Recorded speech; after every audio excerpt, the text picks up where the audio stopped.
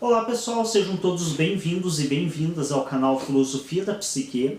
Sou João Vitor Wróblewski e hoje vamos falar um pouco a respeito de uma das primeiras tentativas que Freud realizou de explicar as neuroses. Então a gente sabe que Freud, desde o início da psicanálise, um dos principais enfoques de estudo dele foram as neuroses. Mais especificamente a neurose histérica. Então a neurose histérica é uma das primeiras ocupações de pesquisa que Freud desenvolve. Começando lá pela avaliação do caso da Ana O, que nós já temos vídeos no canal, então se alguém tiver interesse, só digitar ali na lupinha do canal caso Ana O, já vai poder ter acesso aos vídeos a respeito. Que é o primeiro caso que desperta o interesse maior de Freud, que é um caso que foi atendido pelo seu mentor ali, por um dos seus professores e que era um amigo pessoal, Joseph Breuer. Então Joseph Breuer atendeu a Ana O, uma histérica, e a partir desse caso que foi relatado pelo Joseph para Freud, ele se interessou muito por pesquisar a respeito disso. E quando foi para a França para estudar com Charcot, ele teve ainda mais interesse na neurose histérica. Porém, ele posteriormente acaba estudando as outras neuroses, também faz estudos a respeito da neurose obsessiva, como no caso do homem e dos ratos, mas enfim, o estudo realmente do Freud é mais direcionado às neuroses. Por mais que ele escreva, como em 3 ensaios sobre a teoria da sexualidade, ele escreve sobre a perversão, no caso Schreber ele escreve a respeito da paranoia, mas de maneira geral o maior enfoque do Freud realmente sempre foi escrever e pesquisar a respeito das neuroses, assim como atender também a neuróticos. E desde o princípio, Freud ele teve assim, a curiosidade de onde surgiria, o que geraria a neurose. E principalmente no caso da neurose histérica, Freud de início se convenceu de que toda neurótica, principalmente histérica, ou neurótico histérico, teria sido abusado durante a infância. Então teria sofrido algum tipo de abuso sexual. Essa teoria inicial de Freud se dá ao fato de que ele constatou a grande importância do desenvolvimento sexual na formação do psiquismo humano, e a partir disso ele constatou de início que quando uma criança era abusada durante a infância, quando muito jovem, possivelmente na vida adulta se tornaria um neurótico ou uma neurótica histérica. Porém, duas questões acabaram deixando Freud um pouco, eu diria, levando ele a suspeitar dessa sua teoria inicial. O primeiro fator é que era muito comum a situação de neuróticos e neuróticas histéricas e mesmo obsessivos no contexto vienense da época do Freud. Então isso já levou ele a se questionar em relação a uma coisa. Seria possível que existissem tantos abusadores naquele contexto? Seria possível que tantos pais abusassem das crianças? De fato, nós sabemos que naquele período era muito comum, infelizmente, e não deixa de ser tão, não que deveria ser, mas não deixa de ser ainda tão comum acontecerem abusos em relação a crianças, principalmente abusos sexuais. Abusos de agressão física de outros gêneros também ainda ocorrem, e naquela época eram mais do que comuns, mas não a esse nível que Freud constatava a partir dos seus pacientes.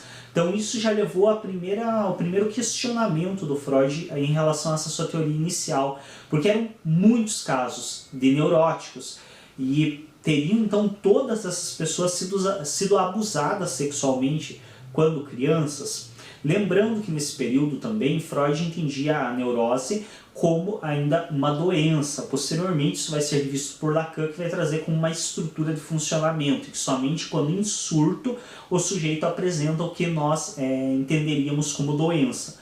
Mas na época do Freud o entendimento é que a neurose seria de fato uma doença que a pessoa teria. E aí, outra coisa também levou ele a questionar essa sua hipótese inicial do abuso sexual como um fator fundante para uma neurose. A questão de que ele, por si, apresentava diversos traços de neurose, inclusive histérica. Nos fica muito claro isso quando é relatado nas suas próprias biografias, inclusive na sua biografia oficial, que na presença, por exemplo, de Jung, durante alguns momentos em que Freud ficou altamente estressado, teve um desequilíbrio psíquico, ele acabou desmaiando. E esse desmaio pode ser entendido facilmente como uma manifestação de sintoma histérico. E o próprio Freud, em sua época, já reconhecia, assim, as suas manifestações histéricas. E aí ele se perguntou, então teria também meu pai abusado de mim? E sabemos aí pela história de vida do Freud que o pai dele não era visto como uma das pessoas mais fortes, assim, apesar da morte dele ter impactado bastante Freud. O pai dele era visto de certo modo como uma pessoa relativamente fraca, meio covarde, talvez em certos aspectos. Temos algumas passagens em que Freud demonstra certa irritabilidade com alguma falta de atitude de seu pai, assim como também o fato de que o seu pai, após passar por uma séria crise financeira, acabou passando o restante da vida devendo a sua sobrevivência da sua família a favores de conhecidos. Então a figura do pai do Freud talvez não fosse vista por ele como uma das pessoas mais fortes e como um dos melhores exemplos de figura masculina, mas Freud o apreciava o suficiente para se tornar um pouco grotesca ele a ideia de que o seu pai poderia ter abusado dele e inclusive de seu irmão e suas irmãs, que também apresentavam manifestações e sintomas histéricos. Então isso fez Freud rever e repensar a respeito disso. Teriam, de fato, todos os histéricos e neuróticos, de maneira geral, sido abusados durante a infância?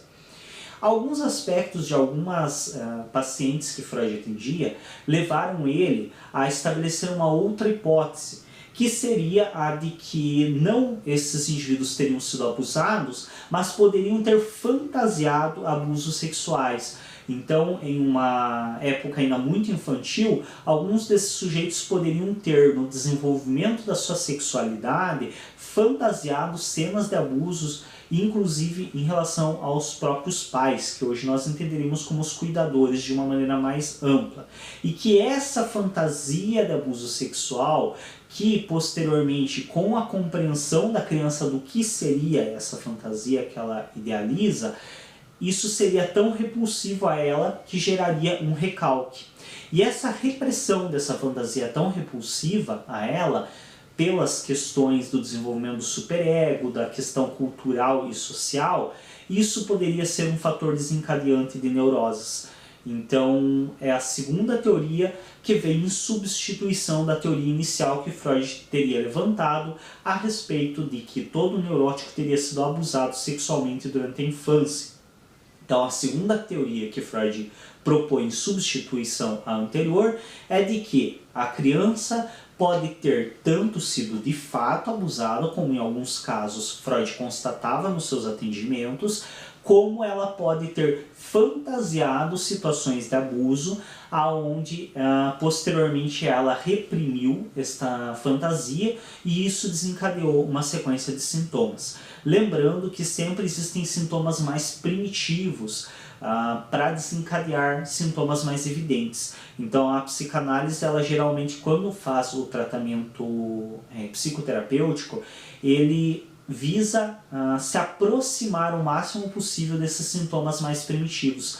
Mas os sintomas, entre aspas, ou as situações iniciais totalmente primitivas que geraram essa cadeia de sintomas posterior não será alcançada e não será atingida.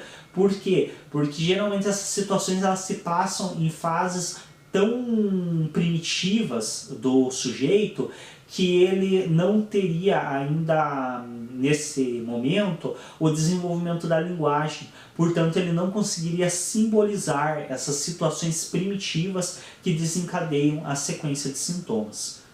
É isso, então explicando um pouco a respeito de uma das teorias que o Freud postulou, e ele próprio ainda em vida teve tempo de rever e corrigir e apontar como errada e trazer uma substituição a ela.